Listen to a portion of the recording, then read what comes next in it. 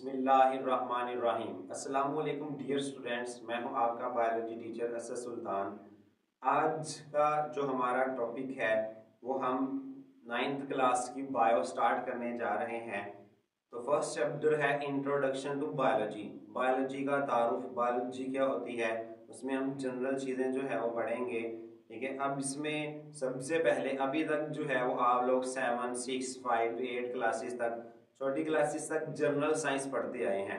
तो अब जैसे ही बच्चा आगे 8वीं क्लास से 9th क्लास में यानी मैट्रिक में एंटर होता है तो उसको साइंस की जगह 3 सब्जेक्ट्स बायोलॉजी, केमिस्ट्री और फिजिक्स पढ़ाया जाता है। तो ये सारी चीज़ें जो हैं वो असल में साइंस का ही हिस्सा हैं। जब आप छोटी क्लासेस में जनरल साइंस पढ़ते हैं तो वो एक जनरल होती है, यानी वो आम है, उसमें बायोलॉजी, केमिस्ट्री, फिजिक्स, इन सारी चीज़ों का मिक्सचर होती है। वो कुछ चैप्टर बायो से रिलेटेड होते हैं, कुछ फिजिक्स से रिलेटेड होते हैं, कुछ केमिस्ट्री से रिलेटेड होते हैं। तो जैसे जैसे आप बड़ी क्लासेस में जाते हैं तो आप उनकी डिवीजन्स के अंदर दाखिल हो जाते हैं, उनकी तकसीम जो है उसमें दाखिल हो जाते हैं। तो बायोलॉजी जो है वो क्या होती है, साइंस क्या है, साइंस से फिर आगे जो उसकी ब्रांचेज हैं, साइंस को क्यों हम जो है वो डिवाइड करते हैं मुख्तलिफ ब्रांचेज में। ठीक है, हम इसको आज के टॉपिक में देखेंगे। साइंस फर्स्ट ऑफ ऑल हमारे पास, science is the study in which observations are made, जिसमें मुशाहदात किए जाते हैं, यानी किसी भी चीज़ को देखना, ऑब्जर्व करना। नॉर्मली हम कहते हैं कि मैंने उसको बड़ी देर से ऑब्जर्व किया है, मैं उसको बहुत देर से ऑब्जर्व कर रहा हूँ, यानी उसको बड़ी देर से देख रहा हूँ। तो इंसान के पास 5 हिस्से होती हैं, देखने की, सुनने की, ठीक है, चखने की, सुनने की और सूंघने की। ये 5 सेंसेस के जरिए वो क्या करता है, ऑब्जर्वेशंस बनाता है। देन एक्सपेरिमेंट्स आर डन, और फिर एक्सपेरिमेंट जो है वो तजर्बात किए जाते हैं। And logical conclusions are drawn, और मंतकी नताइज यानी लॉजिक्स को इस्तेमाल करके, मंतिक को इस्तेमाल करके, जहन को इस्तेमाल करके जो है वो कंक्लूजन, नताइज निकाले जाते हैं। In order to understand the principle of nature, फितरत के कवानीन समझने के लिए, यानी कुदरत में, नेचर में क्या क्या हो रहा है उसको समझने के लिए ऑब्जर्वेशंस और एक्सपेरिमेंट से नतीजे अखज़ करना, उसको हम साइंस कहते हैं। साइंस में हम कोई भी चीज़ ऐसे ही शामिल नहीं कर देते कि किसी ने भी कुछ कह दिया तो हम वो साइंस का हिस्सा मान लेंगे। उसको पहले ऑब्जर्व किया जाता है, फिर एक्सपेरिमेंट्स किए जाते हैं, प्रॉपर उनको 7 स्टेप्स से गुजारा जाता है। चैप्टर नंबर 2 के अंदर हम इसको देखेंगे कि कौन से स्टेप्स हैं जिसमें से कोई भी चीज़ गुजरने के बाद साइंस का हिस्सा बनती है। इसमें एक MCQs है कि scientific knowledge is the common heritage of Mankind. Doctor Abdul Salam एक साइंटिस्ट थे, उन्होंने कहा था कि जो साइंसी नॉलेज है, साइंसी इल्म है, वो तमाम इंसानियत का मुश्तरका विरसा है। विरसा कहते हैं जो चीज़ विरासत में मिलती है, ठीक है, उसको विरसा कहते हैं। तो यानी उसमें उन्होंने कहा था कि तब जो साइंसी इल्म है वो तमाम साइंस जो है वो दुनिया के लिए है, सिर्फ साइंसदानों के लिए नहीं है, तमाम इंसानियत के लिए है। और सिर्फ एक वक्त की इंसानियत के लिए नहीं, बल्कि आने वाली नस्ल, आने वाली नस्लें और आने वाली जो इंसान हैं उन सब के लिए ये कॉमन है। अब उसके बाद ब्रांचेस और डिवीजन्स आती हैं। ब्रांचेस ऑफ साइंस, सबसे पहले तो ब्रांचेस ऑफ साइंस में है फिजिक्स, केमिस्ट्री और बायोलॉजी। अब इसको डिवाइड करने की ज़रूरत क्यों पेश आई, तो जहाँ पर जैसे जैसे साइंस के अंदर नॉलेज बढ़ता जाता है, ठीक है, वहाँ पर फिर इनको डिवाइड करने की ज़रूरत पेश आती है। अब फिजिक्स के अंदर जो है वो आप मैथ्स और एनर्जी को स्टडी करते हैं, डिफरेंट टूल्स और टेक्निक्स को स्टडी करते हैं। केमिस्ट्री में आप डिफरेंट केमिकल रिएक्शंस, मैटर की कंपोजिशन, मैटर की स्ट्रक्चर, बॉन्डिंग वगैरह को स्टडी करते हैं। बायोलॉजी में आप जानदारों को स्टडी करते हैं, लिविंग ऑर्गेनिजम्स को, जानदार जितने भी हैं दुनिया में, उन जानदारों की स्टडी बायोलॉजी कहलाती है। अब ये तीनों डिफरेंट चीज़ों का नॉलेज है। ठीक, अगर हम बात करें मैथ, उसके अलावा जियोग्राफी, इकोनॉमिक्स, ये बहुत सारी ब्रांचेस हैं साइंस की, और हर ब्रांच में नॉलेज जो है वो डिफरेंट चीज़ का होता है। तो इन सब को एक जगह पर इकट्ठा रखने की बजाय अगर हम स्पेसिफिक नॉलेज को अलग डिवाइड कर दें, यानी मैथ्स और एनर्जी का जो नॉलेज है उसको हम फिजिक्स के अंदर रख दें, केमिकल रिएक्शंस को केमिस्ट्री के अंदर रख दें, जानदारों को बायोलॉजी के अंदर रख दें, तो स्टडी करने में आसानी हो जाती है। हमें एक स्पेसिफिक टॉपिक से जो टॉपिक पे रिलेटेड डाटा एक खास बुक के अंदर मिल जाता है, ठीक है। तो अब लेकिन हमारा जो टॉपिक है वो बायोलॉजी है मेन। इंट्रोडक्शन टू बायोलॉजी, बायोलॉजी का तारुफ। Biology is the scientific study of life.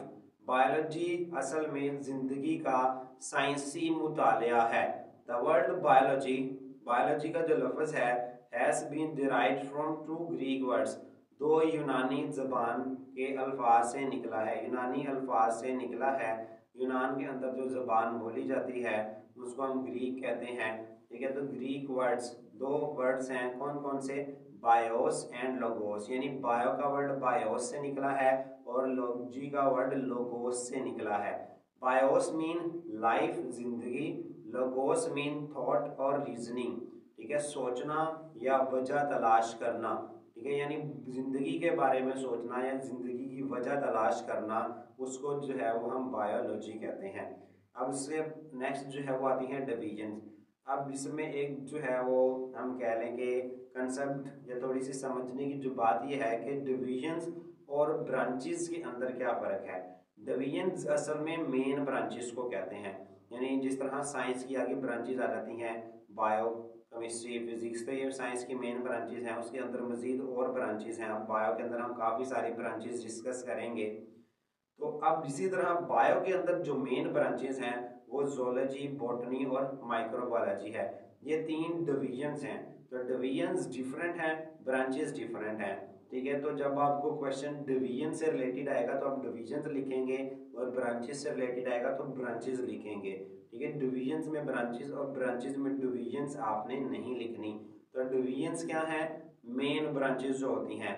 अब ज़ूलॉजी, बॉटनी और माइक्रोबायोलॉजी, सबसे पहले है zoology. This division of biology deals with the study of animals.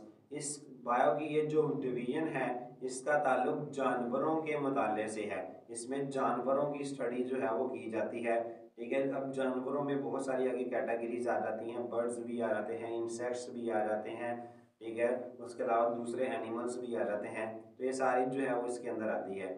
Next है botany. This division of biology deals with the study of plants.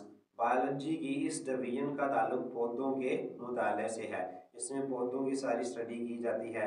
और तीसरी जो हमारे पास है वो है माइक्रोबायोलॉजी। माइक्रो का मतलब याद रखिएगा, बायो में ये वर्ड आपको काफ़ी जगह पे सुनने को मिलेगा। माइक्रो का मतलब होता है छोटा, स्मॉल, और मैक्रो इसके ऑपोजिट वर्ड होता है मैक्रो, जिसका मतलब होता है बड़ा। तो microbiology, this division of biology deal with the study of micro organism such as bacteria. इसका ताल्लुक जो है वो माइक्रो ऑर्गेनिजम्स के मुताले से है।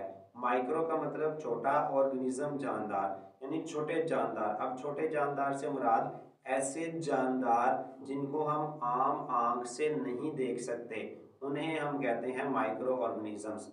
तो माइक्रो ऑर्गेनिजम्स के मुताले को माइक्रोबायोलॉजी कहा जाता है। अब हमारे पास जो नेक्स्ट है वो है ब्रांचेस। अब ये सारी ब्रांचेस हैं, ठीक है। तो ब्रांचेस डिफरेंट हैं और डिविजन्स डिफरेंट हैं, ठीक है। तो ब्रांचेस फर्स्ट हमारे पास है morphology. This branch deal with the study of form and structure of living organism. इस ब्रांच का ताल्लुक जानदारों की साख्त और बनावट के मुताले से है, यानी कोई चीज़ हमें दिखने में कैसी नज़र आती है वो उसकी बनावट या उसकी साख्त है। लाइक अगर आप अपने हैंड को देखें तो उस हैंड पे आप देखेंगे आगे की जो स्किन है वो स्मूथ है और हाथ के बैक साइड पे स्मूथ जो है स्किन जो है वो सॉफ्ट है और जो है रफ है। उसके ऊपर बाल हैं, आगे की तरफ नहीं है, उसमें छोटे छोटे सुराख हैं, नाखून हैं, ठीक है। और उंगलियों के ऊपर जो है आपको डिफरेंट लाइनिंग, डिफरेंट पैटर्न्स देखने को मिलते हैं। तो यानी आपने हाथ के साथ कुछ किए बगैर उसको सिर्फ देख के जो चीज़ बताई है उसकी साख्त, उसकी बनावट कैसी है, तो ये कहलाती है मॉर्फोलॉजी। यानी जब आप किसी चीज़ को बगैर कुछ किए उसकी बनावट के बारे में बता दें तो वो मॉर्फोलॉजी कहलाता है। उसके बरअक्स जो होता है वो होती है anatomy. Study of internal structure is called anatomy. अंदरूनी साख्तों के मुताले को हम एनाटॉमी कहते हैं, ठीक है। लाइक अगर हम हैंड वाली एग्जांपल लें तो अगर हम अब हैंड को अगर हम कट करके उसके अंदर देखें कि इसके अंदर क्या है, तो हमें डिफरेंट बोन्स नजर आएंगी, हड्डियां नजर आएंगी, मसल्स नजर आएंगे और कनेक्टिव टिश्यूज नजर आएंगे, ब्लड वेसल्स होंगी, नर्व्स होंगी, तो ये सारी चीजें हमें नजर आएंगी। तो इसे कहते हैं एनाटॉमी, अंदरूनी साख्तों का मुताला। एमसीक्यूज के हवाले से भी इंपॉर्टेंट है। जैसे अगर आप फिश को सिंपल बाहर से देखें तो आप देखेंगे कि उनके ऊपर ये इस तरह छोटे छोटे स्केल्स होते हैं, उनके ये पर हैं जिनको हम जो है फिन्स कहते हैं, ठीक है, ये भी फिन्स है, साइड पे कट होते हैं जिसको हम गिल्स कहते हैं, आंख है, आगे छोटा मुंह है, ठीक है। तो ये अगर जो हमें चीज़ें बाहर से नजर आएंगी वो मोर्फोलॉजी होगी। लेकिन अगर हम इसके अंदर देखेंगे तो इसके अंदर हमें इसका डाइजेस्टिव सिस्टम नजर आ रहा है, ब्रेन नजर आ रहा है, ठीक है, स्टमक है, स्पाइनल कॉर्ड है, ठीक है, फेरिंग्स है, तो डिफरेंट चीज़ें इनके अंदर से अगर जब हम इसको कट करके देखेंगे तो जो अंदर की स्टडी होगी वो एनाटॉमी कहलाएगी। तीसरी जो है वो हिस्टोलॉजी है। The microscopic study of tissue is called histology, ठीक है। अब टिश्यू क्या होते हैं? टिश्यू होते हैं कि जो group of similar cell, cell क्या होते हैं इसको हम नेक्स्ट ब्रांच में देखते हैं। तो अभी the microscopic study of tissue, tissue की माइक्रोस्कोप की मदद से मुताला जो है वो हिस्टोलॉजी कहलाता है, ठीक है। तो अब टिश्यू हमें आम आंख से नज़र नहीं आते, तो इसलिए हमें माइक्रोस्कोप इस्तेमाल करनी पड़ती है, तो इसे हम हिस्टोलॉजी कहते हैं, ठीक है। तो ये टिश्यू जो है वो असल में सेल का ग्रुप होते हैं। सेल क्या होते हैं नेक्स्ट देखते हैं, फिर आपको क्लियर होगा। सेल बायोलॉजी या इसको हम साइटोलॉजी भी कहते हैं। The study of structures and function of cell and cell organelles is called cell biology. सबसे पहले हमें पता होना चाहिए सेल क्या होते हैं। जिस तरह एक बिल्डिंग है, उस बिल्डिंग का छोटी छोटी ईंटें लगी हुई हैं उस बिल्डिंग के अंदर, यानी वो बिल्डिंग एक छोटे यूनिट से बनी है ईंटों से मिलकर। वो ईंटें जब आपस में जुड़ती गई हैं तो एक पूरी बिल्डिंग तैयार हो गई है, एक पूरा घर तैयार हो गया, एक पूरा कमरा तैयार हो गया। तो इसी तरह जितने भी जानदार हैं, जानदार से मुराद जिनके अंदर जान होती है, जिंदगी होती है, तो जितने भी जानदार हैं उनकी बॉडी की जो ईंटें होती हैं, ठीक है, उनको हम सेल कहते हैं। ईंटों से मुराद यूनिट्स, ठीक है। तो हमारे अंदर भी हमारी पूरी की पूरी बॉडी, यानी हमारी बॉडी का कोई भी पार्ट ऐसा नहीं है जो सेल से मिलकर ना बना हो, ठीक है। तो इसी तरह जो सेल जो है वो असल में जिंदगी की इकाइयां हैं। किसी भी जानदार के अंदर सेल जो है वो पाए जाते हैं, ठीक है। सेल कोई भी जानदार है वो सेल से मिलकर बनता है। तो सेल और फिर सेल के अंदर मजीद छोटी साख्तें मौजूद होती हैं, इनको हम इसी चैप्टर में आगे जाके डिटेल से भी डिस्कस करेंगे। सेल के अंदर भी छोटी छोटी साख्तें मौजूद होती हैं जिनको हम ऑर्गेनेलिस कहते हैं, जो सेल से छोटी चीज़ें हैं और सेल के अंदर पाई जाती हैं। Study of structure and function, यानी साख्त भी और काम भी, ऑफ सेल, सेल के, एंड सेल ऑर्गेनेलिस और सेल ऑर्गेनेलिस के, यानी सेल और सेल ऑर्गेनेलिस दोनों की साख्त और फाल अफाल, यानी जो काम और साख्त दोनों के मुताले को साइटोलॉजी या सेल बायोलॉजी कहते हैं। This branch also deal with the study of cell division, ये बायोलॉजी जो है, बायो की ये शाख सेल की तकसीम के मुताले से मुतल्लिक भी है।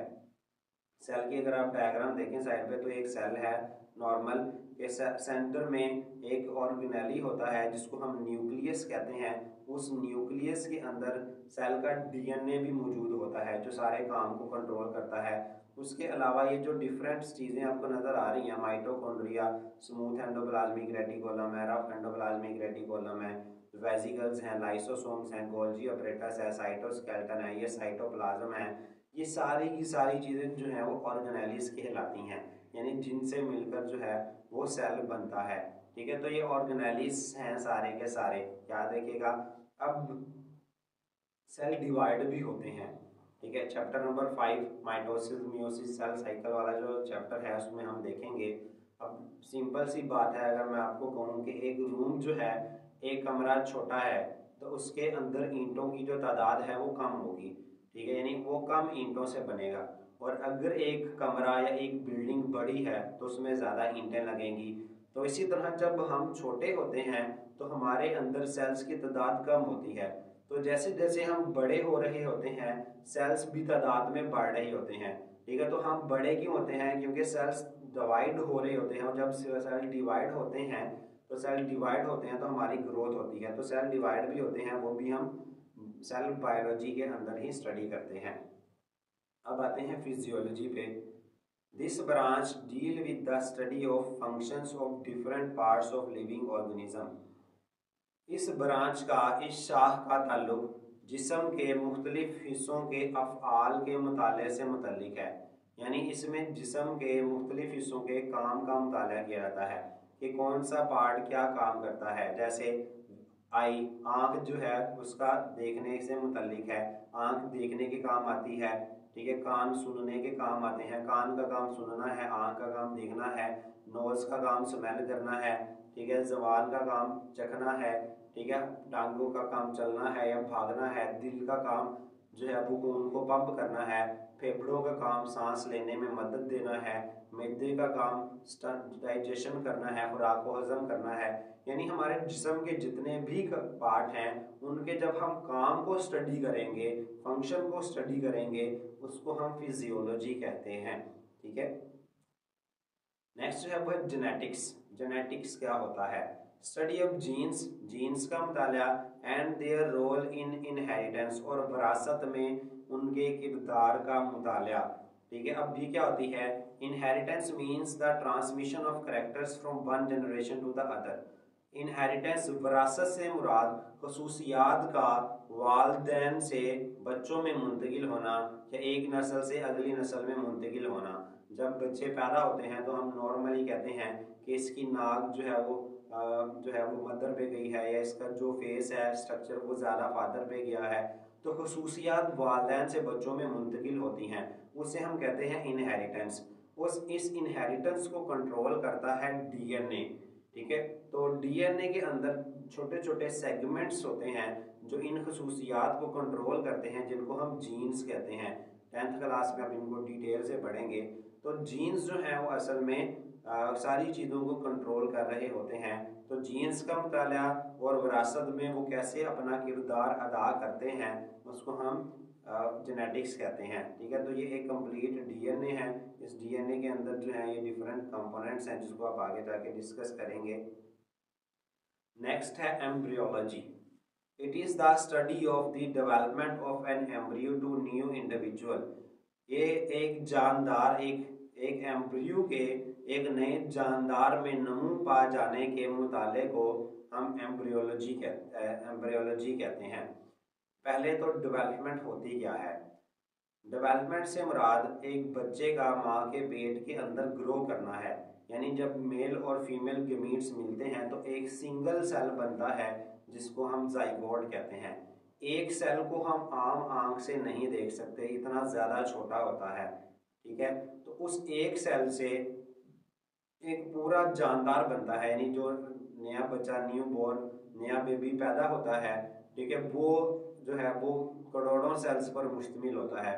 तो उस एक सेल से वो जो करोड़ सेल्स बने हैं, ठीक है, मतलब वो एक सेल से वो एक नया पूरा का पूरा जानदार बना है, वो डेवलपमेंट कहलाता है। डायग्राम में अगर आप देखें तो फीटल स्टेज जब 9 हफ्ते का होता है तो इस तरह का होता है बच्चा माँ के पेट के अंदर। फिर 12 वीक में आगे उसके सेक्स ऑर्गन बनते हैं, यानी मेल है या फीमेल इसमें पता चलता है। फिर उसके फिंगर्स और टो, उंगलियां, हाथों और जो पाँव की उंगलियां हैं वो बनते हैं। 20 हफ्तों में जाके वो सुनना शुरू कर देता है। फिर जो है 24 हफ्तों में जाके उसके लंग्स बनते हैं। 28 हफ्ते में उसका दिमाग जो है वो ग्रो करता है। 32 हफ्तों में जाके वो मुकम्मल तौर पर डेवलप कर जाता है, ठीक है। और 36 हफ्तों में उसके मसल्स पूरी तरह से काम करना शुरू कर देते हैं। और 40 हफ्तों में जाके उसकी कंप्लीट यानी 9 महीने में उसकी मुकम्मल डेवलपमेंट हो जाती है। और मुकम्मल डेवलपमेंट होने से फिर उसकी जो है वो बर्थ हो जाएगी। अब ये सारा जो प्रोसेस है इसे हम कहते हैं डेवलपमेंट, ठीक है। और इस डेवलपमेंट की स्टडी को हम एम्ब्रियोलॉजी कहते हैं, ठीक है। एम्ब्रियो असल में हम कहते हैं वो छोटा सा जानदार जिससे एक पूरा का पूरा जानदार बनना है, एक पूरा बच्चा बनना है, उसे हम एम्ब्रियो कहते हैं। नेक्स्ट है taxonomy. It is the study of naming and classification of organism into groups and सब ग्रुप्स। जानदारों को नाम देने, अब नाम देने से मुराद है साइंसी नाम देने, ठीक है। नॉर्मल नाम जो हम घरों में देते हैं, हर स्पीशीज का एक नाम होता है, हर जानदार का एक साइंसी नाम होता है। जैसे ह्यूमन का साइंसी नाम, इंसानों का साइंसी नाम होमो सैपियंस होता है, ठीक है। इस तरह मटर का साइंसी नाम पाइजम सैटिवम होता है। आलू जो है उसका साइंटिफिक नेम सोलानम ट्यूबरोसम होता है। इस तरह जो आम कौवा घरों में हमें देखने को मिलता है उसका साइंसी नाम कॉर्वस स्प्लेंडन होता है। प्याज का साइंसी नाम एलियम सीपा होता है। मतलब ये हर जानदार का एक साइंसी नाम होता है। और फिर classification of organism into groups and सब ग्रुप्स, फिर हम उनको डिवाइड भी करते हैं, ठीक है। इसी चैप्टर में हम थोड़ा सा देखेंगे आगे जाके इस चीज़ को, टेक्सोनोमी को हमने चैप्टर नंबर 3 में डिटेल से डिस्कस करना है। तो जिसमें हम जानदारों को साइंसी नाम भी देंगे और उसको हम ग्रुप्स में डिवाइड भी करेंगे। तो एक ग्रुप्स में क्यों डिवाइड करते हैं, क्योंकि बाज जो जानदार हैं, ठीक है, उनकी खसूसियात आपस में मिल रही होती हैं और बाज की नहीं मिल रही होती, ठीक है। तो खसूसियात जो मुश्तरका हैं और जो मुश्तरका नहीं हैं उनकी बुनियाद पर हम जानदारों को ग्रुप्स और उससे भी छोटे ग्रुप्स में डिवाइड करते हैं, जिसको हम टेक्सोनोमी कहते हैं। नेक्स्ट है palaeontology. It is the study of fossils. Fossils के मुताले को पिलियंटोलॉजी कहा जाता है। Now what is fossils? Fossil क्या है? Fossils which are the remains of extinct organism. नापैद हो चुके जानदारों की बाकियात को फॉसल्स कहते हैं। Fossils which are the remains of extinct, remains बाकियात, बची कुछ चीज़ें, एक्सटिंक्ट ऑर्गेनिज्म नापैद, यानी ऐसे जानदार जो दुनिया से टोटली ख़त्म हो गए हैं उन्हें हम एक्सटिंक्ट कहते हैं। तो जिस तरह अब साइंस कहती है डायनासोर्स जो हैं वो इंसानों के पैदा होने से पहले ही मर गए थे, यानी इंसानों की हिस्ट्री से पहले ही डायनासोर्स ख़त्म हो गए थे। तो जब इंसान उस टाइम थे ही नहीं जब डायनासोर्स थे, इनके ख़त्म होने के बाद इंसान का वजूद बना है, तो फिर इंसानों को कैसे पता कि हमसे पहले जो है वो डायनासोर्स मौजूद थे, ठीक है। तो हमें जो है वो उनकी हड्डियां, उनके ढांचे मिले, जिससे हमें आइडिया हुआ कि हमसे पहले दुनिया में इस तरह के जानवर भी मौजूद थे। फिर उनसे हमने उनकी शेप्स तैयार की आर्टिफिशियली कि इस तरह के दिखते होंगे। अब वो जो जानदार मर जाते हैं उनकी हड्डियां या जो भी चीज़ बच जाती है उसको हम फॉसल्स कहते हैं, और फॉसल्स के मुताले को हम पिलियंटोलॉजी कहते हैं। नेक्स्ट एनवायरमेंटल बायोलॉजी, जिसको इकोलॉजी भी कहा जाता है, 10th में अब इसको पढ़ेंगे। It deal with the study of interactions between organism and their environment. जानदार और उनके माहौल के दरमियान तामुलात या आमना सामना होना, किस चीज़ को फेस करना। जैसे हम नॉर्मली भी वर्ड यूज़ करते हैं कि मेरा काफ़ी दिनों से उससे इंटरेक्शन नहीं हुआ, यानी उससे सामना सामना नहीं हुआ, मुलाकात नहीं हुई। तो जानदार और उनके एनवायरनमेंट के दरमियान क्या ताल्लुक है, क्या वास्ता है, इस चीज़ की स्टडी को हम एनवायरमेंटल बायोलॉजी कहते हैं। किस तरह जानदार माहौल पर असरअंदाज होता है या किस तरह माहौल जानदार पर असरअंदाज होता है, ये दोनों एक दूसरे के लिए ज़रूरी हैं, कैसे ज़रूरी हैं, इस सारी चीज़ों की स्टडी को हम एनवायरमेंटल बायोलॉजी कहते हैं। नेक्स्ट है socio biology. This branch deal with the study of social behavior of animals that make society. इस ब्रांच का ताल्लुक जानवरों के माशरती रवैयों के साथ है, और वो माशरती रवैये वो जानवर दैट मेक सोसाइटी जो माशरा बनाकर रहते हैं, यानी वो एनिमल्स जैसे ह्यूमंस जो हैं उसको हम सोशल एनिमल्स कहते हैं, ठीक है। जो माशरती जानवर, मजहबी जानवर है, तो इंसान जो हैं तो वो जानवर जो आपस में सोसाइटी बनाकर रहते हैं उनका सोशल बिहेवियर स्टडी करना, कि वो माशरे में कैसे बिहेव करते हैं, किस तरह एक दूसरे के साथ रहते हैं, इस चीज़ की स्टडी को सोशियो बायोलॉजी कहा जाता है।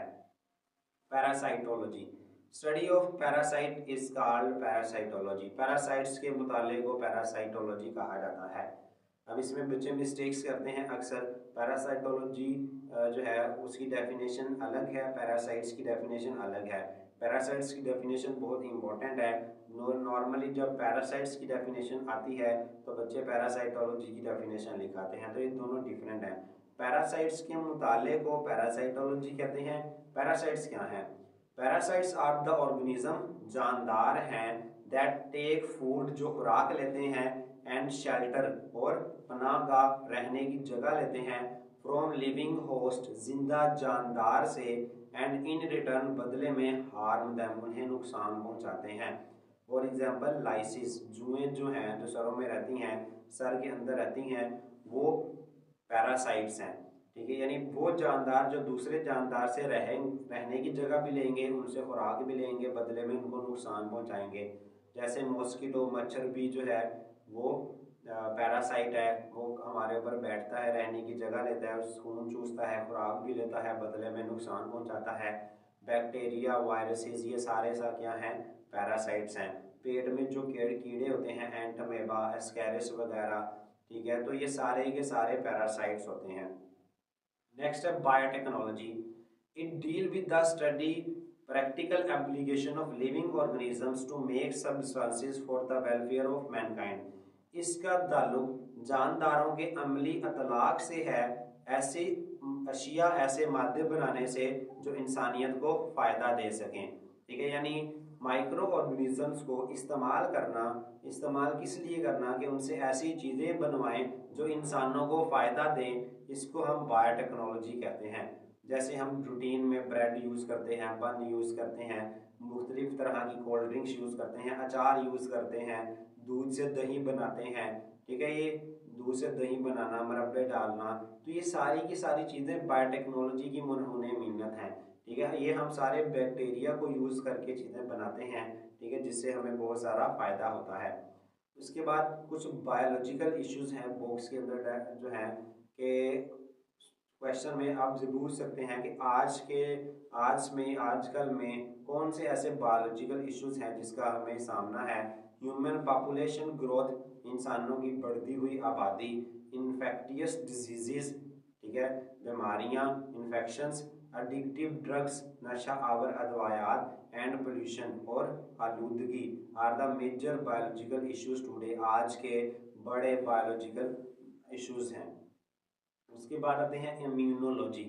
It is the study of immune system of animals. ये जानवरों के इम्यून सिस्टम के मुताले से मुतल्लिक है। Now what is immune system? The system which defend the body, जो जिस्म को बचाता है, अगेंस्ट, के खिलाफ, इन्वेडिंग माइक्रोब्स, हमला करने वाले माइक्रो ऑर्गेनिजम्स। यानी वो सिस्टम जो हमें बैक्टीरिया, वायरसेस या डिफरेंट बीमारी पैदा करने वाले माइक्रो ऑर्गेनिज्म से बचाता है, उसको हम इम्यून सिस्टम कहते हैं। और इम्यून सिस्टम की स्टडी को इम्यूनोलॉजी कहा जाता है। नेक्स्ट एंटोमोलॉजी, एमसीक्यूज के हवाले से अक्सर आ जाती है। It is the study of insects, हशरात, कीड़े मकोड़ों का जो इल्म होता है उसको एंटोमोलॉजी कहते हैं, जिसमें डिफरेंट इंसेक्ट्स आते हैं। फार्माकोलॉजी, नाम से जाहिर है मेडिसिन की स्टडी है। It is the study of drugs. Drugs से मुराद, आप याद रखिएगा, जब नॉर्मली बायो में ड्रग्स वर्ड यूज होगा, इसका मतलब होगा नॉर्मल मेडिसिन। ड्रग का मतलब नॉर्मल मेडिसिन, नशे वाली अदवायात नहीं। उनके लिए अभी हमने पीछे बायोलॉजिकल इशू में देखा है वर्ड एडिक्टिव ड्रग, नशा आवर अदवायात इस्तेमाल होती हैं। ड्रग का आम मतलब सिंपल अदवायात हैं। And there effects on the system of human body, और इंसानी जिस्म पर उनके असरात। यानी अदवायात जो हैं उसके सोर्सेज, ये कैसे बनती हैं, कौन सी ड्रग्स हैं, और फिर इंसानी जिस्म में दाखिल होने के बाद ये क्या असर करती हैं सिस्टम्स के ऊपर, इस चीज़ की स्टडी को फार्माकोलॉजी कहा जाता है। नेक्स्ट एंड लास्ट ब्रांच जो है बायोकेमिस्ट्री, या जिसको बायो मॉलिक्यूलर बायोलॉजी भी कहा जाता है। मॉलिक्यूलर बायोलॉजी और biochemistry deal with the study of molecules of life, जिंदगी के मॉलिक्यूल्स।